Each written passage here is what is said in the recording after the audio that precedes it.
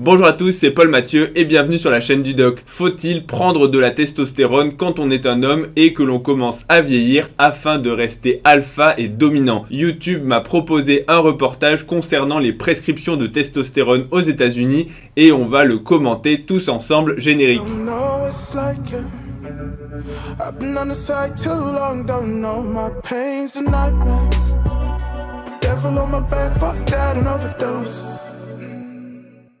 Ma libido était à plat, je me sentais vraiment ramolli. Pour retrouver tonus, libido et énergie, la nouvelle potion magique des mâles américains, c'est la testostérone. Ils sont 3 millions à en prendre régulièrement, même si ce médicament peut s'avérer dangereux. Alors effectivement, la testostérone, pour faire les grands rappels de physiologie, c'est l'hormone mâle par excellence qui va permettre d'avoir beaucoup de fonctions au niveau de l'organisme et notamment les caractères sexuels secondaires, à savoir la masse musculaire, la pilosité ainsi que tout, on va dire, les attributs masculins. Mais ça ne s'arrête pas qu'au physique, ça va également jouer sur la psychologie et notamment sur l'humeur, sur la motivation, sur les niveaux d'énergie, mais aussi sur tout ce qui va être bien évidemment, et vous vous en doutez, tout ce qui va être lié à la sexualité, à savoir la qualité de l'érection, mais aussi la libido. Et on voit très clairement que les prescriptions de testostérone aux États-Unis et en France sont bien différentes. Je ne sais pas exactement quelles sont leurs sources pour dire que 3 millions d'Américains sont sous testostérone, mais en tout cas en France ce chiffre est bien inférieur. En France, eh bien c'est beaucoup plus régulé et les prescriptions ne sont pas, on va dire, à la mode entre guillemets, mais la prescription de testostérone est réservée à certains spécialistes bien définis et on ne peut pas la prescrire en tant que médecin dans les mêmes conditions qu'aux États-Unis. Des médecins n'hésitent pas à vanter eux-mêmes le produit à la télévision, comme le docteur Kominarek. Il y a plusieurs méthodes pour prendre la testostérone. Des gels, des traitements par injection.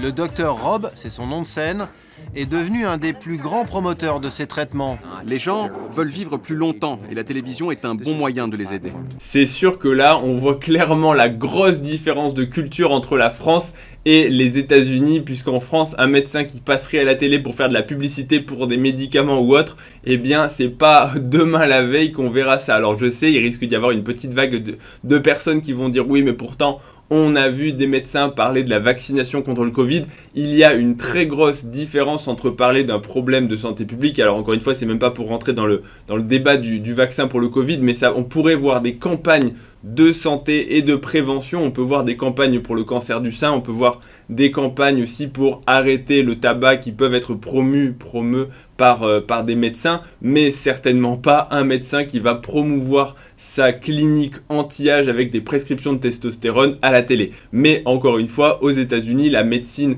et la santé, c'est quelque chose qui s'apparente beaucoup plus à un commerce qu'en France. Ce sont des visions de la santé qui sont différentes et qui vont être propres à chaque culture. Ça marche plutôt bien pour lui. Grâce aux 500 clients qui l'ont choisi comme coach santé, il roule en voiture de sport et essaye souvent de nouveaux bolides. Ça, c'est une Ferrari 348. Bon, clairement, là aussi, grosse différence entre les médecins français et les médecins américains. C'est sûr qu'en termes de salaire, et ce sera la petite parenthèse, un médecin américain gagne à peu près 10 fois plus qu'un médecin en France. Alors bien sûr, il va y avoir des coûts qui vont être différents, des assurances qui seront également différentes parce qu'aux États-Unis, eh bien, les procès sont beaucoup plus faciles, mais il n'en demeure pas moins qu'un médecin en France sont parmi, enfin en gros, le salaire des médecins en France est parmi les plus bas, je crois, d'Europe, rapporté bien sûr au niveau de vie de la population, parce que c'est sûr que si tu mets un salaire français dans un pays qui est beaucoup plus pauvre, ce ne sera pas pareil, mais clairement, aux États-Unis, les médecins gagnent beaucoup plus. Donc ce n'est pas très étonnant qu'un médecin anti-âge aux États-Unis puisse conduire plusieurs voitures de sport, là où pour le coup, après avoir été taisé depuis maintenant 6 ans, eh bien j'ai toujours qu'une petite Smart, et encore quand on voit le prix des Smart, eh bien c'est pas donné, contrairement à la taille de la voiture. On pourrait penser qu'une Smart, eh bien c'est pas cher, et en fait par rapport au nombre de mètres cubes, c'est relativement cher. Mais je ne suis pas encore à la voiture de sport, alors pensez à vous abonner, à mettre des pouces bleus et à faire des dons à la chaîne, parce que peut-être que ça me permettra de rouler moi aussi un jour en Lamborghini pour aller sur mes astreintes de Coro, parce que si j'avais une voiture de sport, peut-être que j'irais plus vite. D'ailleurs, petite anecdote, depuis pas très longtemps, quand on se déplace pour des astreintes, donc quand on est chez soi au téléphone et qu'on doit se déplacer à l'hôpital pour, dans mon cas, déboucher donc des artères lors des infarctus du myocarde ou des personnes en arrêt cardiaque, eh bien la loi a fait qu'on peut avoir accès à un gyrophare, donc c'est le gyrophare bleu des professionnels de santé. Et je roulais avec mon petit gyrophare puisque j'étais déplacé sur une astreinte. Je me suis fait arrêter par les policiers qui m'ont demandé déjà, monsieur, vous avez une Smart et vous avez un gyrophare. En gros, il m'a dit, monsieur, le gyrophare. Mais surtout, après avoir justifié et avoir montré donc mon autorisation, il m'a dit, mais je comprends pas à quoi vous sert le gyrophare parce que vu la vitesse à laquelle vous rouliez, il ne vous sert à rien. Parce que, bah oui, je roulais pas très vite, c'était limité à 70 et donc j'étais à 70, donc en gros en plus on m'a pris un petit peu pour un con en disant franchement t'as un gyrophare, tu fais honte, va plus vite avec ta Smart. Bref, donc si j'avais une voiture de sport, je pourrais aller beaucoup plus vite, sauver des vies. Donc s'il vous plaît, faites des dons, merci, aidez-moi. C'est là que se trouve son cabinet. Il l'a appelé l'Institut du mal dominant, tout un programme. En entrant, on ne peut pas rater la pub pour son livre et pour sa jeune et jolie femme, une vitrine idéale pour les hommes mûrs qui ne veulent pas vieillir. On va regarder vos résultats et voir comment ça a évolué. J'avoue que là on est clairement dans les clichés à l'américaine avec la clinique du mal alpha. En vrai, on voit, je vais le dire peut-être tout au long du reportage, mais on voit très clairement la différence de culture et de ce qu'on peut faire ou non en tant que médecin aux États-Unis et en France. Encore une fois, ça dépend vraiment de la culture médicale et de l'éthique, de la déontologie qui va être dictée principalement par l'ordre des médecins, donc le conseil de l'ordre des médecins. Et donc ça rejoint ce que j'ai dit tout à l'heure. Aux États-Unis, la médecine est un commerce. Donc partant du fait où c'est un commerce, eh bien un médecin peut faire de la publicité, il peut vanter ses services, il peut parler de ce qu'il propose en termes de traitement ou autre, là où en France c'est totalement interdit. Alors ça a un petit peu changé avec les réseaux sociaux, mais grossièrement on ne peut pas faire de publicité, on ne peut certainement pas vanter des choses et certainement pas appeler sa clinique la clinique de l'homme alpha, ou alors j'ai raté quelque chose. Parce que quand un centre de santé doit être ouvert, eh bien il doit être soumis à l'autorisation de l'ARS et du conseil de l'ordre des médecins. On ne peut pas l'appeler n'importe comment. Et clairement, je pense que si j'ai appelé la clinique de l'homme alpha, eh bien ce serait retoqué. Donc là encore, et puis surtout le coup d'avoir sa femme. Alors en tant que Français, je trouve ça un petit peu déplacé d'avoir une photo de sa femme dans une position lascive dans son cabinet médical. Mais là encore, tout dépend de la cible et tout dépend de ce qu'on va proposer, parce que très certainement que d'un point de vue marketing, c'est quelque chose qui marche. Mais encore une fois, faut-il apparenter et faut-il considérer la médecine comme un commerce? Je pense que c'est quelque chose de très discutable. Le but, c'est de faire remonter le taux de testostérone dans le sang. Il baisse naturellement à partir de 30 ans. On en a parlé ça aussi, j'en ai déjà parlé dans d'autres vidéos, je vous laisserai aller chercher, mais le taux de testostérone, pour le résumer, c'est vrai qu'il baisse avec l'âge, mais en réalité, chez les personnes en bonne santé et saines, il ne baisse que très peu. En vérité, il va plutôt baisser beaucoup plus vite chez les personnes qui commencent à devenir sédentaires, à avoir du surpoids, à avoir d'autres maladies, à prendre des médicaments. Et il est vrai de façon statistique que plus on vieillit, plus on a de maladies avec un S, donc des maladies au sens de l'hypertension, du diabète, des opérations diverses et variées, des problèmes de santé. Bref, avec l'âge, rien ne va véritablement en s'améliorant et donc en termes statistiques, eh bien oui, la testostérone diminue. Mais on peut tout à fait avoir une testostérone qui reste normale si on a conservé une très bonne hygiène de vie, si on n'a pas de maladie, pas de médicaments ou autre. À 46 ans, Dan est un des meilleurs clients du Dr Rob. Il n'avait plus d'énergie, plus d'ambition, fatigué en permanence, il avait des problèmes de mémoire et la libido à zéro. Il est sous injection depuis 2 ans pour booster ses hormones. Là aussi, les symptômes de la carence en testostérone, c'est quelque chose qu'il faut prendre et considérer comme un tout. C'est pas simplement « Ah, je suis fatigué, donc peut-être que c'est une carence en testo ». Il est vrai que c'est possible dans un tableau plus global, mais encore une fois, il faut une association de symptômes et de signes. Notamment, le premier, ce sera la carence en testostérone biologiquement prouvée, avec des signes cliniques compatibles, parce qu'encore une fois, on peut avoir une testostérone qui est basse, voire dans la norme basse, mais n'avoir aucun symptôme, et auquel cas est-ce qu'il faut se supplémenter? Là encore c'est très discutable. Si on n'a pas de problème en particulier, si la libido est bonne, si on dort bien, si on a une motivation et une ambition qui est tout à fait correcte, mais effectivement quand il commence à y avoir des symptômes physiques, notamment la perte de masse musculaire, de la prise de poids, des troubles du sommeil, ainsi que des symptômes plus psychologiques, une baisse de la libido, une baisse de l'érection ou d'autres troubles sexuels, eh bien on peut se poser la question de la carence en testostérone. Mais là encore, ce n'est pas systématique, même si probablement, et ça je le reconnais, qu'en France probablement, encore une fois, c'est l'inverse opposé des États-Unis, où là-bas tout le monde presque après 45 ans a une carence en testostérone parce que ça fait prescrire. En France, on ne la dépiste que finalement pas si souvent que ça et donc probablement qu'on rate des diagnostics. 1096. Je n'étais qu'autour de 300 avant de démarrer le traitement. J'ai commencé ma première cure et en à peine 5 jours, ça a été une renaissance. Parce que tout d'un coup, j'ai eu tellement plus d'énergie qu'avant. À partir du 5e jour, je suis devenu une nouvelle personne. J'ai retrouvé mes 20 ans. Ça, j'ai de gros doutes parce qu'on sait qu'il y a un petit temps de retard, comme pour les produits dopants quand on prend de la testostérone. Donc en général, il faut compter plutôt 10 jours et surtout pour que dès le 3e ou le 5e jour, il retrouve ses 20 ans, qu'il se sente revigoré, que tous ses problèmes de santé s'évanouissent, que d'un seul coup, il retrouve des érections en béton, une psychologie, une ambition, une motivation, une confiance en lui. Bref, en gros, je pense qu'il exagère peut-être un petit peu, ou alors il l'a vraiment vécu, et auquel cas, c'est véritablement l'effet placebo. C'est-à-dire que parce que le médecin lui dit « t'inquiète, prends ça et tu vas retrouver ta vigueur de tes 20 ans », le mec se dit « ça y est, grâce à ça, je ne peux que aller mieux », et donc forcément, il va aller mieux, et surtout sur les signes psychologiques, parce qu'encore une fois, la fatigue, la perte de motivation, c'est quelque chose sur lesquels on peut travailler par le biais de thérapie cognitivo-comportementale, c'est-à-dire en gros, retrouver, reprogrammer son mode de fonctionnement cérébral. Et ça, c'est ce que fait finalement l'effet placebo, c'est un peu de l'auto-hypnose. Tarif du traitement de 3 à 500 € par mois. Le docteur Rob est très fier des progrès de Dan et nous emmène chez son client pour nous vanter ses thérapies hormonales. Avant, je ne pouvais pas soulever ces poids de 40 kilos. Maintenant, je le fais juste pour m'échauffer. Quand j'allais sur la plage il y a quelques années et que je voyais tous ces gars costauds, alors que moi j'étais un grand gars maigrichon, je me disais « mince, j'aimerais bien leur ressembler ». Et maintenant, je marche sur la plage et c'est moi qu'on regarde. Je sais que c'est en grande partie grâce à la testostérone. Ça, alors je sais, il faut pas trop me lancer sur le sujet de la testostérone, mais dans la plupart des cas, je suis désolé de vous le dire, mais ce n'est pas une carence en testostérone, c'est un manque d'entraînement, un manque de rigueur et un manque de constance, parce que tout le monde pense qu'il peut prétendre et avoir droit à des progrès en musculation exceptionnels, des gains de muscles comme sur les magazines, mais la réalité c'est qu'en vérité, pour la plupart des gens, sauf génétique exceptionnelle ou cas particulier ou prise de produits dopants et de testostérone, en fait, on nous survend des physiques et des résultats que l'on ne peut pas atteindre. Et tout ça, c'est pour des raisons marketing, c'est pour faire vendre des compléments alimentaires, c'est pour faire vendre des magazines, des techniques d'entraînement, du coaching, tout ce que vous voulez.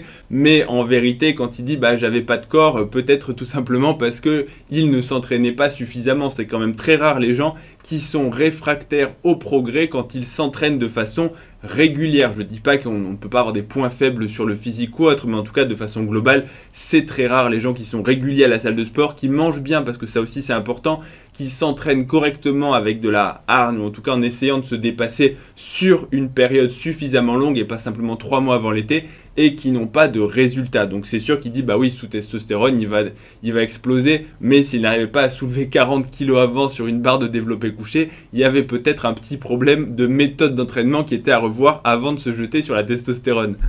Et le docteur Rob ose même nous vendre le nouveau pouvoir de séduction de son poulain. Vous voulez augmenter votre testostérone? Voici l'autre option pour faire ça. C'est la récompense pour tous ces efforts. Voici le remède français à un déficit de testostérone. Alors là, c'est le cliché du bof hyper gênant par excellence. Alors, cela dit, c'est vrai parce que j'avais même fait une vidéo, donc je suis vraiment un peu bof et je m'en excuse auprès de toute ma communauté. J'avais fait une vidéo concernant le fait que c'est pas très français mais c'est pas très grave, le fait que d'avoir une belle femme à ses côtés, ça allait augmenter la testostérone des gens, notamment quand l'infirmière qui pique les gens est une belle femme, bien la testostérone va augmenter. Mais là, c'est vrai que c'est un petit peu, voilà, bon, la femme d'ailleurs, quand il dit « regardez la récompense », c'est le cliché de la femme trophée, et on peut voir qu'elle lève les yeux au ciel, sous-entendu « regarde-moi, c'est bof ». Voilà, petite parenthèse journalistique. Une blonde au bras et un beau sourire, voici l'image que le médecin veut nous donner de la testostérone. Et pourtant, jouer avec ses hormones, cela peut aussi faire de gros dégâts. Voici Robert Kripp, 46 ans, Lui aussi a voulu booster son métabolisme, mais il a eu moins de chance que Dan. Il y a 4 ans, Robert s'est retrouvé paralysé à la suite d'un accident vasculaire au niveau de sa colonne vertébrale. Robert venait de démarrer un traitement sous forme de gel, que l'on se passe sur les épaules ou les avant-bras. Bien évidemment, comme dans chaque modification corporelle, modification hormonale, médicament, bref, toute substance active que l'on va administrer à un organisme peut malheureusement avoir des effets indésirables. Donc c'est évident que quand on touche aux hormones, on peut avoir des effets bénéfiques, c'est même la base, hein. Je ne vais pas vous dire qu'on n'aura aucun effet de la testo. Bien évidemment que la testostérone ça marche, mais il y a forcément des conséquences. Parfois des conséquences qui peuvent être nulles, hein, voire aucun effet secondaire chez certaines personnes, mais chez des personnes qui ne vont avoir soit pas de chance entre guillemets, soit des personnes qui vont avoir des facteurs prédisposants, typiquement ce sera des maladies artérielles, des problèmes de coagulation, bref des choses qui peuvent favoriser la survenue des effets secondaires, et bien auquel cas la balance entre les bénéfices attendus du traitement et les risques ne sera plus bonne. Tout le problème ça va être donc de screener les gens et d'accepter finalement de prendre le risque de prendre ce genre de traitement parce que sinon les conséquences sont bien réelles. Et d'ailleurs on peut voir que la testostérone, contrairement à l'imaginaire des gens en salle de musculation qui vont s'injecter de la testo, il y a différentes modalités d'administration, notamment donc des injectables en intramusculaire, mais aussi des comprimés ou alors des formes un peu plus atypiques, notamment ça va être du gel, donc du gel de testostérone comme ce qu'on peut voir ici, ou alors parfois même en spray, on peut s'injecter du spray hormonal dans le nez qui va augmenter les niveaux de testostérone. Ça a démarré 3 jours après que j'ai commencé à utiliser l'androgel. Mon pied m'a d'abord lâché, puis je me suis regardé dans la glace et là j'ai vu que mon estomac était gonflé. C'est le Dr Gluck qui va faire le rapprochement entre ce qui est arrivé à Robert Kripp et son traitement à la testostérone. Dans plusieurs études, il a démontré le lien entre accidents cardiovasculaires et traitements hormonaux pour certains groupes à risque. Ils n'ont eu connaissance des risques associés aux médicaments que lorsqu'ils ont eu un caillot sanguin ou une embolie. Ils n'ont donc découvert le risque que lorsqu'ils sont morts, ce qui est un peu trop tard. Clairement, les effets donc négatifs de la testostérone et de tous les dérivés androgéniques doivent être connus et notamment doivent être expliqués pour pouvoir sélectionner les patients qui n'ont pas de contre-indication. Et c'est un petit peu le problème, pour l'instant la chose n'a pas encore été abordée, j'ai pas l'impression qu'ils partent dans cette direction, mais aux États-Unis très souvent donc les modalités de prescription de la testostérone sont différentes de celles en France. En France, il faut aller voir un médecin, un andrologue ou un endocrinologue qui va pouvoir faire des tests hormonaux, vérifier l'absence de contre-indication et ensuite prescrire de la testostérone sur ordonnance, la forme la plus simple et certainement pas à des doses fortes. Mais ce qui est surtout donc différent aux États-Unis, c'est toutes les cliniques anti-âge où il est possible d'obtenir une ordonnance par un médecin sans même ne l'avoir jamais vue. En gros, c'est des diagnostics avec des auto-questionnaires, des kits de prélèvement et puis ensuite on va dire oui, bon effectivement ton taux est un petit peu bas, donc tu es éligible à une augmentation et ça va très vite, tu reçois l'ordonnance, moyennant bien évidemment une grosse participation financière. Cela va sans dire puisque là-bas c'est vraiment un commerce, encore une fois la prescription de testostérone, mais pour peu que tu répondes au questionnaire comme quoi tu as des symptômes peut-être inventés ou peut-être psychologiques et qui ne correspondent pas forcément, et surtout le fait de ne pas avoir vu un médecin en face à face, c'est quelque chose qui augmente les risques parce que ça peut limiter le fait d'avoir justement dépisté quelqu'un qui serait dans un groupe à risque et pour qui la testostérone serait un petit peu plus dangereuse. Et surtout, eh bien, c'est le piège parce que ça devient une prescription qui est clairement facilitée et donc plus on prescrit un médicament à un groupe de personnes qui est large et plus forcément dans le lot, il va y avoir des gens qui vont avoir des effets secondaires. Tout simplement, c'est quelque chose de mathématique et de statistique. Seuls les hommes qui ne produisent pas ou quasiment plus d'hormones auraient dû être traités. À la suite des études du Dr Gluck, la FDA, l'agence de régulation américaine du médicament, a mis en garde médecins et laboratoires contre les risques d'accidents cardiovasculaires. Depuis 2 ans, des centaines de patients ou leurs familles ont porté plainte. Nous représentons à peu près 250 hommes qui ont eu des accidents graves à cause de ce produit. Voici quelques-uns des dossiers. Des caillots sanguins, des attaques cardiaques, des embolies pulmonaires. On représente aussi beaucoup de gens qui sont malheureusement décédés. Là encore, c'est intéressant de voir des statistiques parce que si on remet les choses dans le contexte, effectivement, on peut se dire que c'est énorme comme chiffre, 250 personnes. Mais la question qu'il faut réellement se poser, et encore une fois, c'est pas pour faire l'avocat du diable ou promouvoir la testostérone, c'est juste plutôt pour être un petit peu plus factuel, c'est que s'il n'y a que 250 cas, alors bien évidemment ils ne sont pas tous là, mais si c'est vraiment une plainte groupée de quelqu'un qui va démarcher les gens, parce qu'aux États-Unis on les connaît, hein, les gens, les avocats, ils vont aller démarcher pour justement aller au procès. Vous savez, il y a ces images qui circulent où quand tu rentres dans un hôpital, juste devant, tu as des cabinets ou des stands de recrutement par des avocats qui viennent chercher les patients avec marqué « Est-ce que vous avez été victime ?» avec des gros panneaux d'une erreur médicale. « Est-ce qu'on vous a administré un traitement que vous n'auriez pas dû ?» Bref, joignez-vous à notre plainte groupée pour attaquer le médecin, attaquer l'hôpital. Donc, on sait qu'ils sont très forts pour aller chercher les gens et ratisser assez large dans les effets secondaires. Donc 250, c'est probablement bien sûr sous-estimé parce que tout le monde ne déclare jamais tout. Mais parmi les cas des 250, il y a des gens qui n'ont pas forcément de lien avec la testostérone parce qu'encore une fois, des infarctus, des embolies pulmonaires, des AVC, les Américains en font tous les jours et ils en font beaucoup parce que on le rappelle, c'est un des pays avec les taux de maladies, on va dire les facteurs de risque cardiovasculaire les plus importants. L'obésité, le cholestérol, l'hypertension artérielle, c'est un pays qui est certes très riche, mais qui est en extrêmement mauvaise santé sur les sujets cardiovasculaires. Donc au final, c'est pas très étonnant qu'il y ait ce type de pathologie et que les Américains soient paradoxalement plus à risque quand on va leur prescrire de la testostérone en supplémentation. Et donc, si on revient à notre statistique, 250 dossiers par rapport au nombre de personnes d'Américains qui prennent de la testostérone. Au début du reportage, ils ont dit 3 millions d'Américains. Si on fait le ratio de personnes qui ont eu un effet secondaire, il reste somme toute assez faible. Maintenant, bien évidemment, c'est quand même quelque chose à prendre en compte et à ne pas négliger. Selon lui, les laboratoires qui produisent la testostérone auraient carrément inventé une nouvelle maladie qu'ils ont appelée low T, pour faible testostérone. Les fabricants de testostérone ont lancé une campagne de marketing très coûteuse et très agressive pour convaincre les hommes que le déclin lié à l'âge est une maladie. L'objectif, c'est que ces hommes aillent voir leur docteur pour leur dire « je suis en low T ». Ça aussi, c'est très intéressant parce que finalement, si on fait le parallèle avec les femmes et notamment la ménopause, eh bien oui, c'est quelque chose de physiologique, mais quelque chose de physiologique ne veut pas dire qu'il n'y a pas de symptômes et de retentissement sur la qualité de vie et qu'on ne peut pas forcément y remédier par le biais d'une substance. Encore une fois, là, on diabolise peut-être un petit peu la testostérone parce qu'il ne viendrait à l'idée de personne de laisser une femme avec des symptômes de ménopause, des bouffées de chaleur ou autre, sans la traiter et en disant non mais c'est quelque chose de naturel, la ménopause, donc on ne va pas donner d'hormones. Au final, aujourd'hui, on connaît justement les effets secondaires des traitements hormonaux substitutifs, hein, tous les effets indésirables des œstrogènes qui peuvent augmenter certains types de cancers ou autres.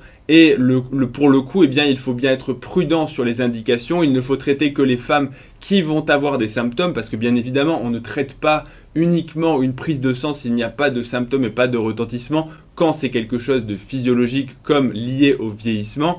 Et donc, il faut être prudent sur les indications. Mais encore une fois, le parallèle mérite d'être fait parce que là, on diabolise un petit peu parce que c'est de la testostérone. Mais au final, c'est exactement la même chose. Si des hommes ont véritablement une testostérone qui diminue, même si c'est physiologique, et bien s'ils ont un retentissement, qu'ils se sentent moins bien, il n'y a pas de raison en réalité de ne pas les supplémenter, sauf s'ils sont à risque, et auquel cas il faudra peser le bénéfice-risque.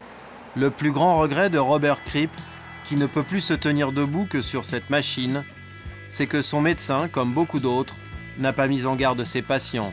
Au final, c'est toujours à ça que l'on en revient. Un médecin se doit d'informer les patients des effets indésirables potentiels, surtout quand ce n'est pas finalement une maladie au sens propre. C'est comme pour encore une fois la ménopause, l'andropause, c'est la même chose. Quand on va prescrire des hormones, il faut que les gens soient pleinement conscients des bénéfices, mais aussi des risques. Et même si les risques sont faibles, parce que c'est pas la même chose quand on traite des pathologies vitales, des urgences médicales, où là pour le coup il faut informer, mais des fois on n'a pas forcément le temps.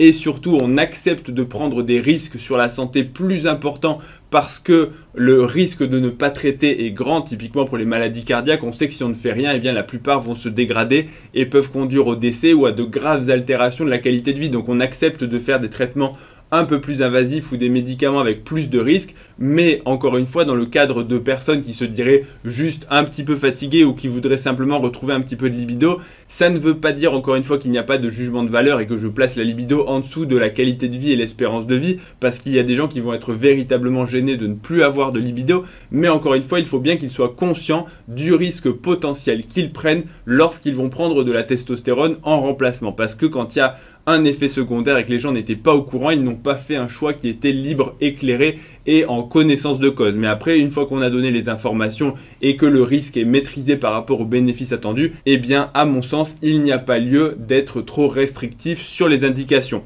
Voilà, on arrive à la fin du reportage. J'espère que ça vous aura plu. Je l'ai trouvé assez intéressant. Il était bref, concis. J'espère que je n'ai pas trop parlé comme d'habitude.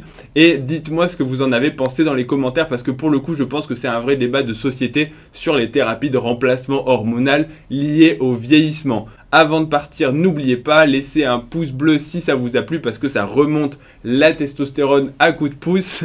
N'oubliez pas non plus de vous abonner à la chaîne pour ne rien rater les prochaines vidéos. Retrouvez-moi également sur Instagram et sur TikTok, ledoc.pm. Et je vous dis à bientôt pour la prochaine vidéo. Salut à tous.